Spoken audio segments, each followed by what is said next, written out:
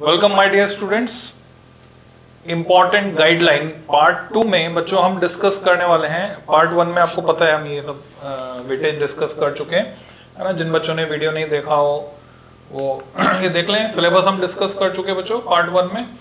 क्या क्या deleted portion था वो सारी बात तो ये आप देख सकते हैं प्रीवियस वीडियो में, और इसका लिंक मैं प्रोवाइड कर दूंगा जैसे ही ये कंप्लीट होगा।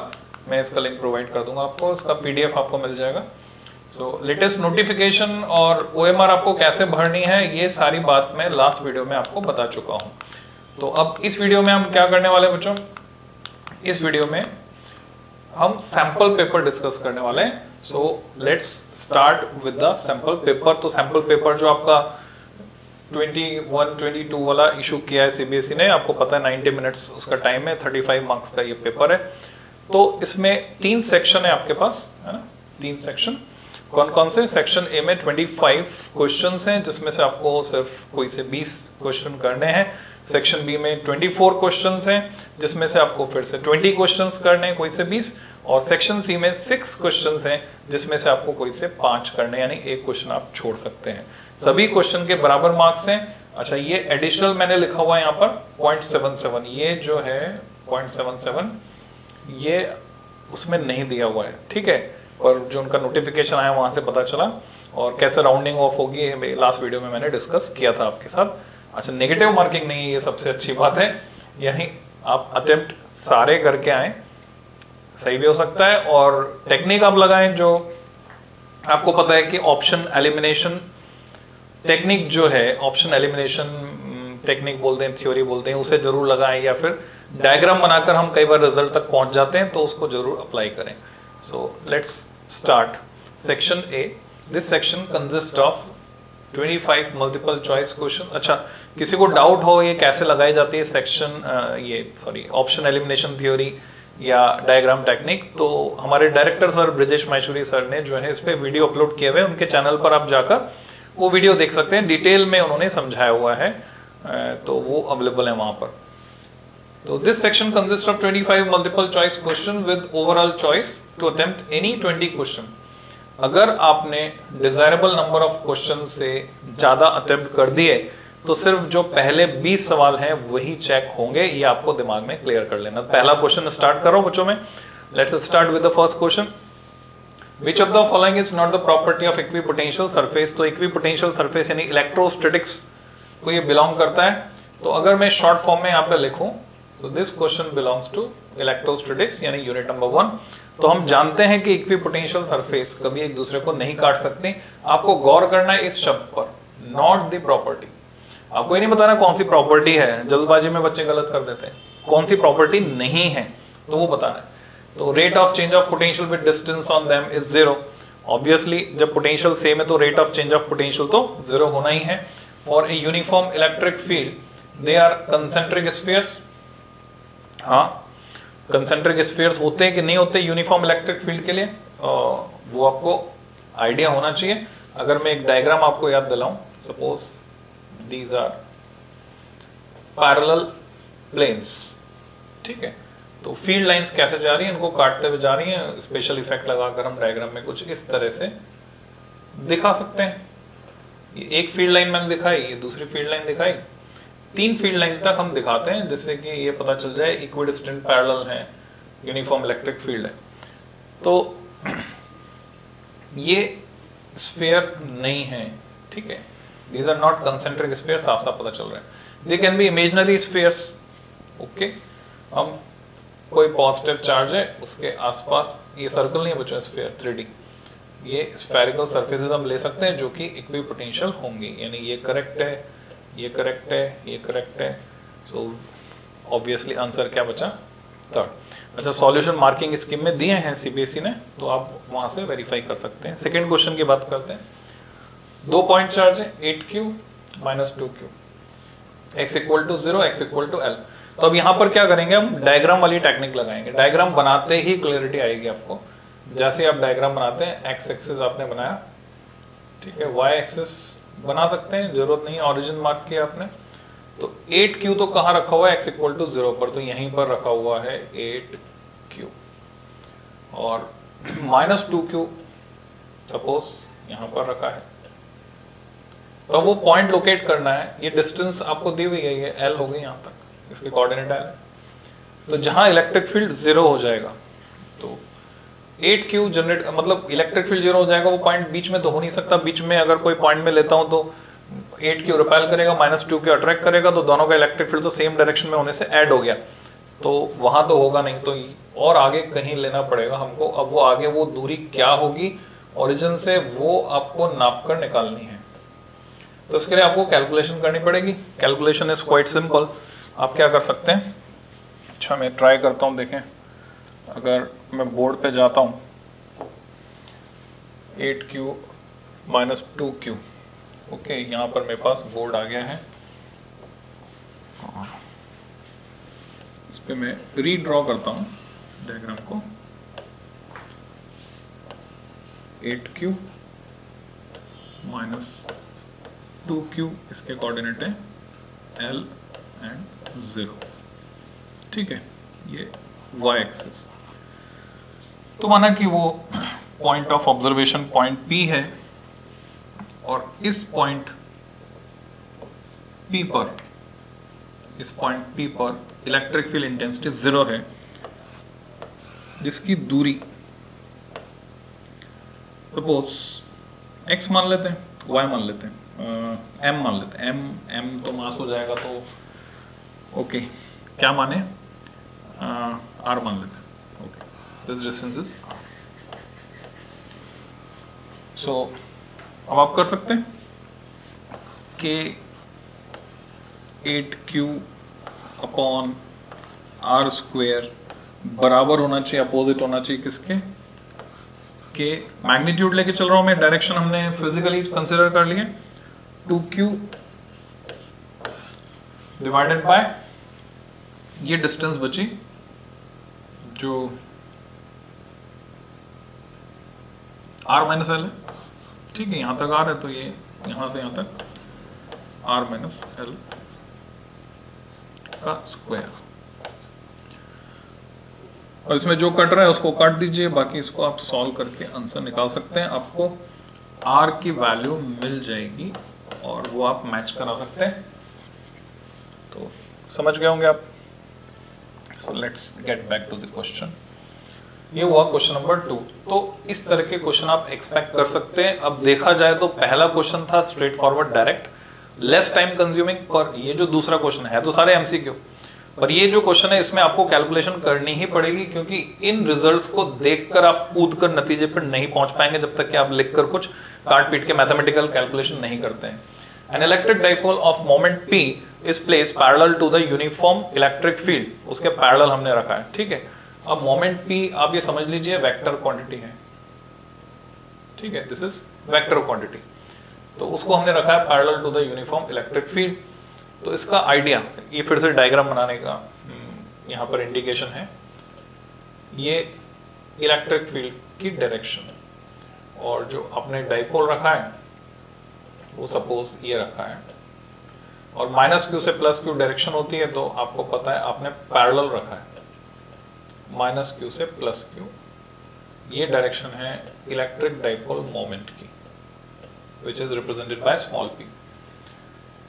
Amount of work done in rotating the dipole by 90 degree, इसको इस पोजीशन से 90 डिग्री पर रोटेट करने में कितना वर्क करना पड़ेगा। तो स्टेबल इक्विलिब्रियम स्टेट है, ये समझ में आ रहा है हमको। स्टेबल इक्विलिब्रियम स्टेट से घुमाने के लिए वर्क डन का फॉर्मूला आप जानते हैं, तो सीधा फॉर्मूला बेस्ड न्यूमेरिकल है, W = PE। अब डेरिवेशन तो रहा नहीं सिलेबस में, तो सीधे आपको क्या करना है, फॉर्मूला लगाना है, थीटा = 90 लगाते ही 0 हो गया और आंसर आपके सामने है। ठीक है बच्चों, वेरीफाई कर सकते हैं, हो सकता है जल्दबाजी में कुछ मिस्टेक मेरे से हुई हो, तो आप चेक करें, है ना, खुद करके देखें। द बेस्ट मेथड इज खुद से इसको प्रैक्टिस करके देखें, तो इससे मिलते जुलते क्वेश्चन भी आप खुद से सॉल्व कर पाएंगे और कॉन्फिडेंस डेवलप होगा आपके अंदर। तो ये फॉर्मूला मैंने लगाया, मैथमेटिक्स आप चेक कर लें। 3 कैपेसिटर्स, ओके, ये रह गया है तो इसको हटाना पड़ेगा। Okay, 3 capacitors 2 microfarad 3 microfarad 6 microfarad are joined in series, तीन को सीरीज में हमने जोड़ा, सीरीज कॉम्बिनेशन बनाना आता है, ठीक है। तो 3 कैपेसिटर आप लगा सकते हैं, ये आगे सीरीज में। द इक्विवेलेंट कैपेसिटेंस, तो स्ट्रेट फॉरवर्ड फिर से सीधे फॉर्मूला बेस्ड क्वेश्चन है। कैपेसिटी का इक्विवेलेंट कैपेसिटी का फॉर्मूला सीरीज में आप जानते हैं, 1/c equivalent is 1/c1 plus 1/c2 plus 1/c3। बस ध्यान ही रखना है, रेसिप्रोकल करना मत भूलना, ठीक है, क्योंकि आप निकाल रहे हो 1/c इक्विवेलेंट। तो ये मैं समझता हूं आप कर लेंगे, आंसर निकाल लेंगे। Next, 2 point charges placed in a medium of dielectric constant 5। ये सब अभी क्वेश्चन अभी इलेक्ट्रोस्टैटिक्स से चल रहे हैं, यूनिट 1 से। तो 2 चार्जेस को आपने रखा डाइलेक्ट्रिक कांस्टेंट 5 के मीडियम में, डिस्टेंस कितनी है उनके बीच की, r है। एक्सपीरियंस एंड इलेक्ट्रोस्टैटिक फोर्स, उनके बीच लगने वाला फोर्स F है। The electrostatic force between them in vacuum at the same distance r will be. अगर वैक्यूम होता तो फोर्स कितना होता, तो उसके लिए आपको पता होना चाहिए फोर्स इन मीडियम, ये जो फॉर्मूला है वो होता है, वैक्यूम में सबसे ज्यादा फोर्स होता है। जब भी आप डाइलेक्ट्रिक कांस्टेंट K का मीडियम इंट्रोड्यूस करते हैं, या रिलेटिव परमिटिविटी एप्सिलॉन r जो डाइलेक्ट्रिक कांस्टेंट K के न्यूमेरिकली इक्वल है, मीडियम इंट्रोड्यूस करते हैं तो फोर्स जो है 1/एप्सिलॉन r टाइम्स या 1/K टाइम्स रह जाता है।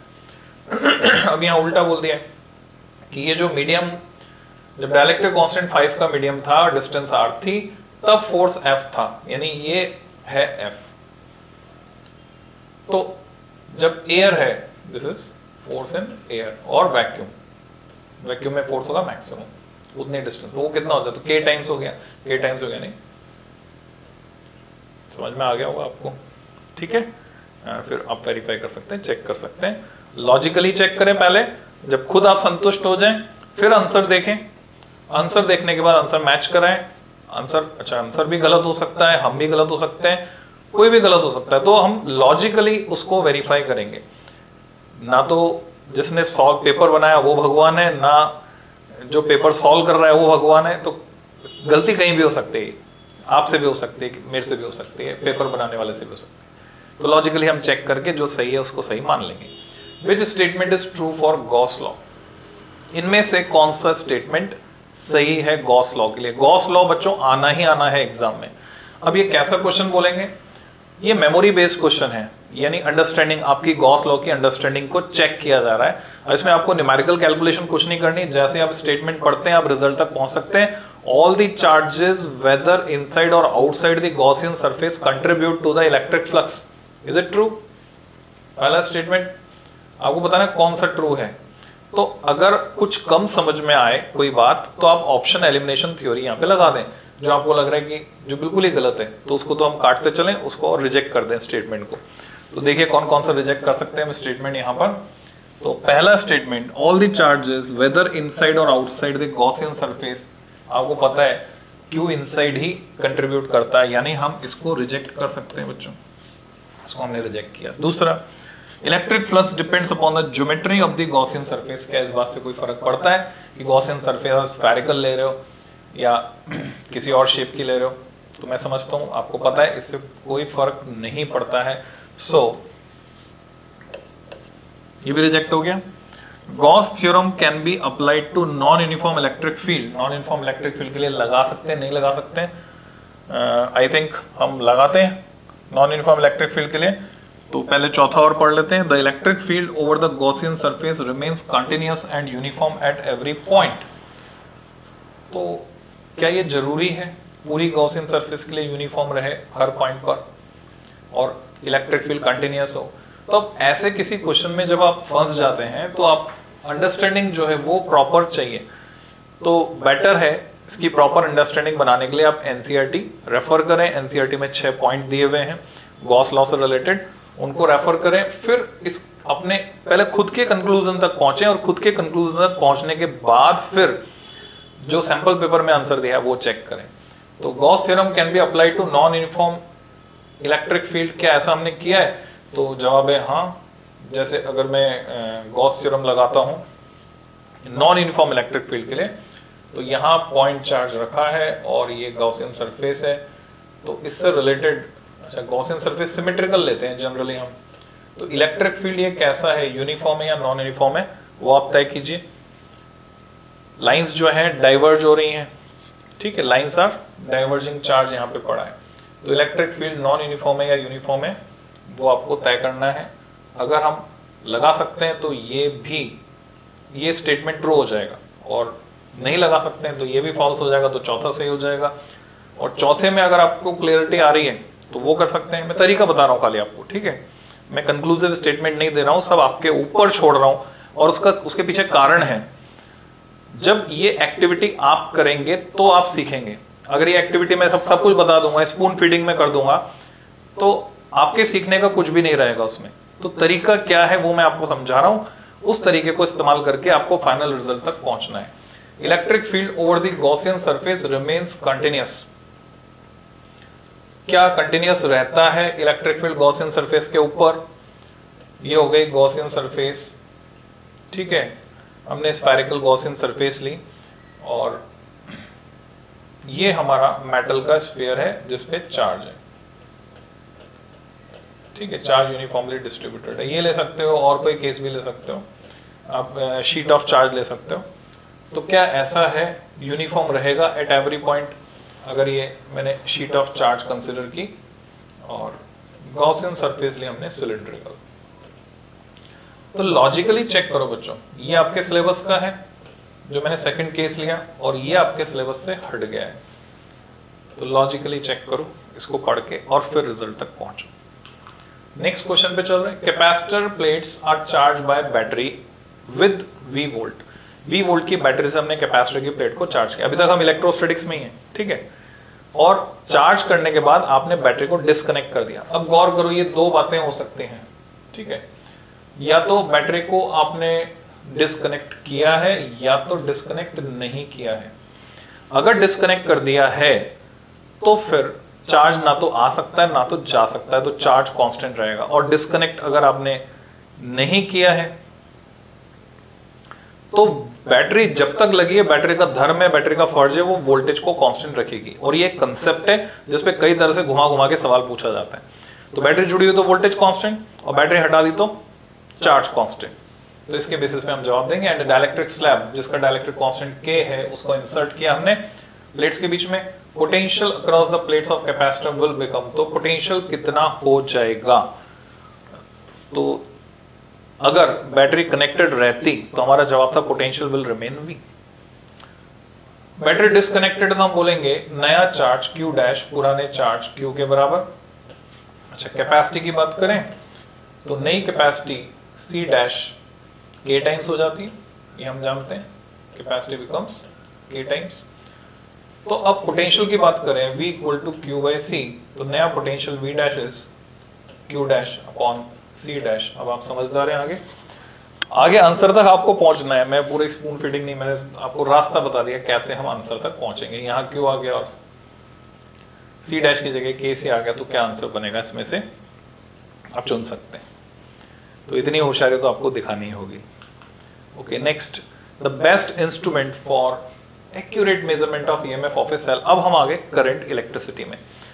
तो आप देखिए, स्ट्रेट फॉरवर्ड क्वेश्चन है, इसमें आपको टाइम बिल्कुल भी इन्वेस्ट नहीं करना है। ये अंडरस्टैंडिंग बेस्ड क्वेश्चन है। अंडरस्टैंडिंग बेस्ड क्वेश्चन आप सीधे आप जानते हैं, पोटेंशियोमीटर को अच्छे से भलीभांति जानते हैं, अगर प्रैक्टिकल भी किए तो भी जानते हैं, मीटर ब्रिज को जानते हैं, वोल्ट मीटर को जानते हैं, मीटर को और वोल्ट मीटर, इन सबको आप जानते हैं। तो बेस्ट इंस्ट्रूमेंट कौन सा है अगर आपको एक्यूरेटली ईएमएफ नापना है? तो आप अच्छे से जानते हैं ईएमएफ ओपन सर्किट टीपीडी है, और वो वही इंस्ट्रूमेंट नाप सकता है जो नापते वक्त करंट ड्रॉ ना करे सर्किट से, and that instrument is potentiometer. Next question, electric current is pass through a circuit, है ना। तो ये अब इमेज दिमाग में बना सकते हैं आप, ठीक है, कहीं पे तो डायग्राम हम बना सकते हैं फिजिकली, और कहीं पर दिमाग में इमेज खींच सकते हैं। तो क्या इमेज खींची आपने? इलेक्ट्रिक करंट पास किया आपने through a circuit containing 2 wires. अच्छा, जरूरी नहीं कि आप बोर्ड पर यहाँ वीडियो में देखकर ये क्वेश्चन पढ़ें, सैंपल पेपर सभी के पास है, प्रिंट करा लिया होगा, नहीं वो आप प्रिंटेड फॉर्म में अपने पास रखें और इस वीडियो को चलाकर डिस्कशन को सुने और कोरिलेट लिंक करने की कोशिश करें। तो इलेक्ट्रिक करंट पास किया हमने circuit containing 2 wires of same material, दोनों वायर्स का मटेरियल सेम कहने का मतलब सीधी सी बात है कि रेजिस्टिविटी वायर 1 की वायर 2 के बराबर है, यानी उसको मैं लिख सकता हूं raw. Resistivity same, material same means resistivity same. अब बोल रहे हैं इनको जोड़ा आपने पैरेलल में जोड़ा, तो पैरेलल में आप जानते हैं वोल्टेज सेम, तो ये वोल्टेज भी हो गया आपके पास same. If the length and radius of wire in the ratio, तो लेंथ का रेशियो दिया हुआ है, तो गिवन डेटा में आप लिख सकते हैं, आपको एक रफ पेपर मिलेगा ये सब कैलकुलेशन करने के लिए। अभी देख रहे हैं न्यूमेरिकल डायरेक्टली नहीं है, क्योंकि न्यूमेरिकल डेटा वैसा कुछ मतलब इनडायरेक्ट न्यूमेरिकल ऐसा कह सकते हैं, कंसेप्ट मिक्स है इसमें, कंसेप्ट और न्यूमेरिकल मिक्स है। तो लेंथ का जो रेशियो है, लेंथ का रेशियो L1/L2 ऐसे अगर मैं लिखूं तो 3:2, और रेडियस का जो रेशियो है बच्चों R1/R2, उसको मैं लिखता हूं तो 2:3। तो लेंथ और रेडियस का रेशियो हमारे पास आ गया। The ratio of the current passing through the wire will be, current का रेशियो क्या होगा, तो हम जानते हैं, हमें पता करना है I1/I2, और ये क्या होता है, ये होता है V/R1, क्योंकि वोल्टेज सेम है, और ये होगा V/R2। फिर R कितना होता है, सारे फॉर्मूले काम आ जाएंगे आपके, बहुत सारे फॉर्मूले, मतलब आप यूँ समझ लीजिए ये जो क्वेश्चन आने वाले हैं, पेपर आपका लेंदी होगा कैसे, इसी तरह से लेंदी होगा कि आपको इतने सारे फॉर्मूले मर्ज करके यूज करने पड़ेंगे, पर इसके लिए डरने की जरूरत बिल्कुल भी नहीं है, प्रैक्टिस करने की जरूरत है। रॉ L/A, और A भी कन्वर्ट हो गया आपका, A की जगह आप क्या यूज करेंगे, πr²। Raw L/ cylindrical wire हम मान के चल रहे हैं, वायर को सिलेंड्रिकल, तो उसका जो क्रॉस सेक्शन है वो होगा सर्कुलर, जिसका एरिया होगा πr²। अब थोड़ा समझदारी आपको इसमें दिखानी है कैलकुलेशन में, तो मैंने सारे फॉर्मूले जो काम आने वाले हैं वो लिख दिए हैं, रेशियो निकालना है आपको और ये फॉर्मूले काम में लेने हैं, ठीक है। तो नेक्स्ट क्वेश्चन पे चलते बच्चों, ये प्रैक्टिस करते चलो, बीच बीच में आपको अगर सॉल्व करना है साइमल्टेनियसली वीडियो पॉज कर लो, सॉल्व कर लो, फिर अगले पे जाओ। By increasing the temperature, temperature का इफेक्ट है ना, करंट इलेक्ट्रिसिटी से क्वेश्चन, टेम्परेचर का क्या असर होता है सेमीकंडक्टर के रेजिस्टेंस पर, कंडक्टर के रेजिस्टेंस पर, एलॉयस के रेजिस्टेंस पर, इलेक्ट्रोलाइट के रेजिस्टेंस पर, ये सब आइडिया आपको होना चाहिए। तो by increasing the temperature the specific resistance of a conductor and A semiconductor, तो कंडक्टर का ये सीधे मेमोरी बेस, ये बोले अंडरस्टैंडिंग बेस क्वेश्चन है, कंसेप्चुअल है। तो आपको पता है कंडक्टर के लिए अल्फा पॉजिटिव होता है और सेमीकंडक्टर के लिए अल्फा नेगेटिव होता है, और अगर आपको न्यूमेरिकली जाना है तो ये फॉर्मूला आपको याद आ गया होगा। रेजिस्टेंस के लिए भी मैं इस फॉर्मूले को लिख सकता हूँ, रिवाइज करवा रहा हूँ आपको, R01 प्लस अल्फा, जहां पर टेम्परेचर कोएफिशिएंट ऑफ रेजिस्टेंस है, और इसी तरह से मैं सिमिलर फॉर्मूला रेजिस्टिविटी के लिए लिख सकता हूँ, rho T equal to rho 0 times 1 plus alpha delta T। कई बार आपसे अल्फा की यूनिट पूछते हैं, है ना, हम साइमल्टेनियसली और क्वेश्चन प्रिपेयर करते चल रहे हैं। अल्फा की यूनिट डिग्री सेंटीग्रेड इनवर्स, ऐसा यूनिट तो नहीं है, ऐसा यूनिट बोलेंगे तो केल्विन इनवर्स होगी, डिग्री सेंटीग्रेड इनवर्स यहाँ पे इसकी यूनिट है, जो प्रचलित यूनिट है, प्रैक्टिकल यूनिट है। तो दोनों फॉर्मेट में, और ये दोनों अल्फा न्यूमेरिकली इक्वल होते हैं, हालांकि नाम अलग अलग होते हैं, नीचे वाला जो है टेम्परेचर कोएफिशिएंट ऑफ रेजिस्टिविटी, ऊपर वाला टेम्परेचर कोएफिशिएंट ऑफ रेजिस्टेंस है। तो अल्फा जिसके लिए पॉजिटिव है, यानी कंडक्टर के लिए अल्फा पॉजिटिव है, उसका रेजिस्टेंस टेम्परेचर बढ़ाने पर बढ़ेगा। और सेमीकंडक्टर की अगर मैं बात कर रहा हूं तो सेमीकंडक्टर के लिए नेगेटिव है, अल्फा इज नेगेटिव, तो उसका रेजिस्टेंस घटेगा टेम्परेचर बढ़ाने पर। कई बार रेजिस्टेंस, रेजिस्टिविटी, कंडक्टेंस, कंडक्टिविटी, तो चारों में से कोई सी भी क्वांटिटी आपसे पूछ सकते हैं, आपको अकॉर्डिंगली जवाब देना है, आपका जो क्वांटिटी पूछी जाए उससे रिलेटेड जवाब देना है, ठीक है, ये ध्यान रखना है। ये नहीं कि हमने ऐसा क्वेश्चन देखा था उसमें बढ़ रहा था घट रहा था ऐसे याद करके जवाब दे, ऐसा नहीं करना है। सैंपल पेपर में हो सकता है, सैंपल पेपर में आपसे पूछा है स्पेसिफिक रेजिस्टेंस, अब एक्चुअल क्वेश्चन पेपर आए, एक सेट में आपसे पूछ लें कंडक्टेंस, एक में पूछ लें स्पेसिफिक कंडक्टेंस या कंडक्टिविटी, तो अकॉर्डिंगली जवाब देना है चीज को समझकर। नेक्स्ट क्वेश्चन पे चलते हैं बच्चों, question number 11, we use alloys for making standard resistors because, फिर से अंडरस्टैंडिंग बेस्ड क्वेश्चन है, डायरेक्ट मतलब ये वो सवाल हैं जो आपको स्पीड देंगे, आप फास्ट कर सकते हैं, और यहाँ ऑप्शन एलिमिनेशन थ्योरी भी आप इजीली लगा सकते हैं। सो हम एलॉयज का इस्तेमाल करते हैं स्टैंडर्ड रेजिस्टेंस बनाने के लिए, या तो आपकी मेमोरी में पहले से सेट है, आप तुरंत चुन लेंगे कि एलॉयज क्या होता है जिनके लिए अल्फा नेग्लिजिबल होता है, ठीक है, ऑलमोस्ट जीरो, नेग्लिजिबल, और इनकी रेजिस्टिविटी जो है वो हाई होती है। तो ये दो कैरेक्टरिस्टिक आपको इसमें ढूंढनी है, अल्फा यानी टेम्परेचर कोएफिशिएंट ऑफ रेजिस्टिविटी। तो वो जिस ऑप्शन में आ रही वो सही ऑप्शन है। नेक्स्ट क्वेश्चन, कांस्टेंट वोल्टेज हमने अप्लाई की, क्वेश्चन नंबर 12 की बात कर रहा हूं मैं, ये फिर से करंट इलेक्ट्रिसिटी से है। सो कांस्टेंट वोल्टेज आपने अप्लाई की, दो एंड्स यूनिफॉर्म मेटेलिक वायर और हीट एच जो है उसमें डेवलप हो गई। अब दूसरा वायर सेम मटेरियल मतलब resistivity same, double the radius, radius double है यानी मोटा है तार, मोटा है तो रेजिस्टेंस कम है, एंड ट्वाइस द लेंथ, पर कूद के नतीजे पे नहीं पहुंच सकते, लेंथ भी डबल है। तो लेंथ डबल होने की वजह से भी रेजिस्टेंस ज्यादा होगा, और डबल द रेडियस होने की वजह से एरिया वाला इफेक्ट लगेगा तो रेजिस्टेंस कम होगा। तो फाइनली कम होगा कि ज्यादा होगा, फॉर्मूले से लिखकर आपको पता चलेगा। Then the heat developed in it will be. तो कौन कौन से फॉर्मूले काम आएंगे मैं समराइज कर देता हूं। H इक्वल टू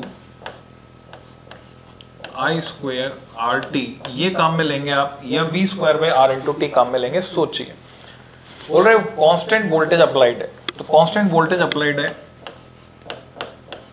तो करंट वाला फॉर्मूला काम में लूंगा या वोल्टेज वाला। तो सही जवाब है जो चीज कांस्टेंट होती है, मैक्सिमम हम ये चाहते हैं कि उस फॉर्मूले में कांस्टेंट रहे, जिससे कि अंदाजा हम आसानी से लगा सकें। तो फॉर्मूला तो नीचे वाला काम आएगा, V square by R into T. अब हीट एच डेवलप हुई और दूसरा जो वायर है सेम मटेरियल का, डबल द रेडियस। तो दूसरा फॉर्मूला कौन सा काम आने वाला है हमारे, रेजिस्टेंस निकालने के लिए। मटेरियल सेम है तो रॉ ही रहेगा, हाँ लेंथ अलग अलग आएगी। तो एक बार R1 raw L1 upon A1, दूसरी बार R2 raw L2 bye A2, और साथ में एरिया, क्योंकि area of cross section directly नहीं दिया, रेडियस दी हुई आपको, तो सर्कुलर क्रॉस सेक्शन मानते हुए हम पाई आर स्क्वायर लेंगे रेडियस। तो ये फॉर्मूले यूज करने हैं आपको, रिजल्ट तक आपको खुद पहुंचना है तभी कॉन्फिडेंस आएगा। So let's move to next 13th question. Potential difference we apply किया हमने अक्रॉस ए कंडक्टर और उसको बढ़ाकर हमने 2V कर दिया। With its temperature kept constant, उसका तापमान हमने नियत रखा है टेम्परेचर को कांस्टेंट रखते हुए। Drift velocity of free electrons conductor में उनका क्या होगा, ड्रिफ्ट वेलोसिटी का क्या होगा। तो ड्रिफ्ट वेलोसिटी का रिलेशन चाहिए वोल्टेज के साथ, तो रेस्पेक्टिव फॉर्मूला आपको तैयार करना चाहिए, EV टाउ अपॉन ML। कौन क्या है वो आपको पता होना चाहिए। इसमें डेरिवेशन तो आपको तैयार नहीं करना है, डेरिवेशन की जरूरत नहीं है, पर फॉर्मूले में लिख लिख कर तैयार करें कौन सी क्वांटिटी क्या है। तो ये फॉर्मूला काम में लेंगे या ये फॉर्मूला काम में लेंगे, ये आपको तय करना है, ठीक है। हिंट ये है कि पिछले क्वेश्चन में मैंने बताया, तो potential difference is increase to 2V, तो चेंज किसको कर रहे हैं, चेंज कर रहे हैं वोल्टेज को। वोल्टेज का चेंज इसमें तो दिखेगा नहीं, आप समझना, दोनों कंसेप्ट को मिलाकर चलना। बोलो नहीं जिसे कांस्टेंट रखते हैं वो फॉर्मूला का, तो इसमें तो दिख ही नहीं रहा आपको वोल्टेज का चेंज। किस में दिख रहा है, इसमें दिख रहा है। तो इसमें दिख रहा है, जिसमें दिख रहा है वो फॉर्मूला आपके काम आएगा, जिसमें क्वांटिटी को जिसको चेंज कर रहे हो वो दिख रहा है। Next question, the equivalent resistance between A and B। Sample paper में ये क्वेश्चन दे दिया, नहीं होना चाहिए था। क्यों नहीं होना चाहिए था, और मैंने आपको शुरू में कहा था इसी वीडियो के स्टार्टिंग में कि पेपर भगवान ने तो बनाया नहीं, गलती तो सबसे हो जाती है, तो हमें हमेशा बड़प्पन दिखाना है, माफ कर दो कोई बात नहीं। अब आपसे पूछ रहे हैं इक्विवेलेंट रेजिस्टेंस, जबकि सिलेबस में क्लियरली मेंशन्ड है रेजिस्टेंसेस का कॉम्बिनेशन आपके सिलेबस में नहीं है, ठीक है। रेजिस्टेंस का कॉम्बिनेशन हटा दिया गया है और ये रेजिस्टेंस का कॉम्बिनेशन आपको दिया गया है। हालांकि हम सॉल्व कर सकते हैं, बहुत सिंपल सा है, सीरीज पैरेलल आपको देखना है। इसमें वैल्यूज क्लियर नहीं दिख रही आपके पास, जो होगा छपा हुआ पेपर उसमें आपको दिख रही होंगी वैल्यूज। तो ये यहाँ पर एंड टू एंड जुड़े हैं और यहाँ जुड़े हुए हैं, तो ये दोनों पैरेलल में हो गए। सपोज 3 and 6 है तो 3 and 6 आर इन पैरेलल, और उसके बाद इनका जो पैरेलल इक्विवेलेंट होगा, इसको मैं ऐसे बना सकता हूं, ये टर्मिनल और ये दोनों रेजिस्टेंस हो गए पैरेलल में, जिसका दूसरा एंड कहां जुड़ा हुआ है, बस यही आपको समझना है ना। ये अभी तो ये पहला एंड यहां पर भी आ रहा है, ये पहला एंड आ रहा है और इस पे ये शायद 30 ओम है, मेरे पास अभी क्लियर नहीं है। तो जितना भी है ये वाला रेजिस्टेंस यहां पर है, जिसका दूसरा एंड एक्स्ट्रा एंड जुड़ा हुआ है और इन दोनों का पैरेलल इक्विवेलेंट यहां पर 8 ओम जुड़ा हुआ है, ये 8 ओम है। तो इनका पैरेलल इक्विवेलेंट निकालने के बाद उसके साथ सीरीज में आपको लेना है 8 को और उसके बाद पैरेलल में लेना है इन सब के साथ लास्ट वाले को, और ये मिलना नहीं चाहिए एग्जाम में, ठीक है। नेक्स्ट एसआई यूनिट, ऐसे क्वेश्चन मिलेंगे कि इसकी यूनिट उसकी यूनिट, ऐसे 2 क्वेश्चन आप एक्सपेक्ट कर सकते हैं पूरे पेपर में। अब हम आ गए मैग्नेटिक, यानी अगली यूनिट पर आ गए। तो अगली यूनिट में इसको पार्ट में डिवाइड कर रहा हूँ बच्चों वीडियो को, तो नेक्स्ट यूनिट में नेक्स्ट पार्ट में लेता हूँ जिससे आपको आसानी रहे। तो हमने कितने नंबर का कंटेंट फर्स्ट टाइप में यानी 25 जो सवाल थे उसमें से कर लिया, अभी तो टोटल तो 45 क्वेश्चन आपको करने। तो हमने 17 मार्क्स का जो कंटेंट था उसकी थोड़ी सी प्रैक्टिस सैंपल पेपर के थ्रू की है, तो एक जस्ट आइडिया लगेगा कैसे आपको प्रोसीड करना है, क्योंकि आपकी जो प्रैक्टिस होगी वो पेपर्स के थ्रू ही होगी, है ना। आपको कम से कम भी नहीं तो 5 पेपर, मिनिमम 5 पेपर तो पूरे पूरे सॉल्व करने चाहिए। तो नेक्स्ट वीडियो में मिलता हूं मैं, टिल देन हैप्पी लर्निंग।